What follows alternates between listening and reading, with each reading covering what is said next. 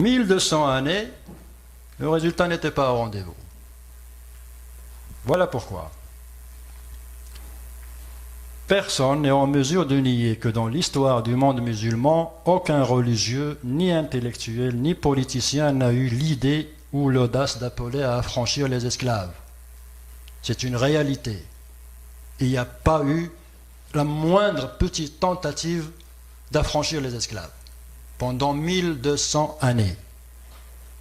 Pire que ça, les savants musulmans, ils enseignaient l'islam dans la mosquée, les versets, tatata, blablabla, tout ça. Mais en rentrant chez lui, il avait des esclaves dans son écurie. Vous voyez? Pire que ça, jusqu'aux années 20, les années 20, il y avait encore des marchés d'esclaves dans certains pays du monde musulman, dans certaines villes. Ça faisait partie de la coutume.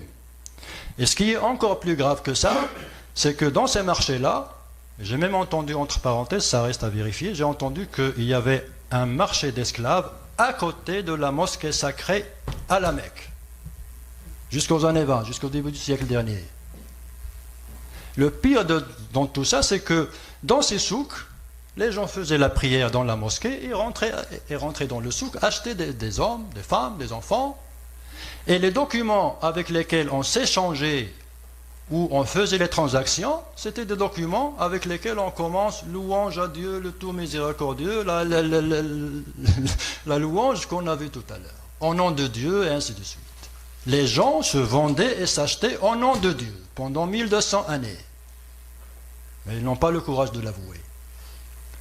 Donc, l'esclavage et l'islam ont vécu ensemble 1200 années, depuis le premier Mohammed à Médine jusqu'au dernier Mohammed à Istanbul. L'esclavage a été aboli après la chute de l'Empire ottoman, par la force de la mondialisation de l'époque. Mais l'islam n'a jamais touché à l'esclavage. Ils n'ont jamais touché à ça. C'était la coutume, on vivait avec et bon, pas de problème, et ainsi de suite.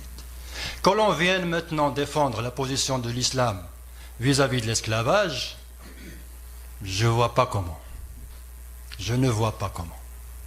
S'il y a eu affranchissement de l'esclavage, des esclaves, c'est l'Occident qui l'a fait. C'est Abraham Lincoln qui a affranchi les esclaves. Ce n'est pas les musulmans. Les musulmans, ils ont été forcés de suivre parce qu'ils étaient faibles. Et le jour où, si jamais ça arrive, ils redeviendront forts, l'esclavage va revenir. Ça, c'est une conclusion. Donc voilà.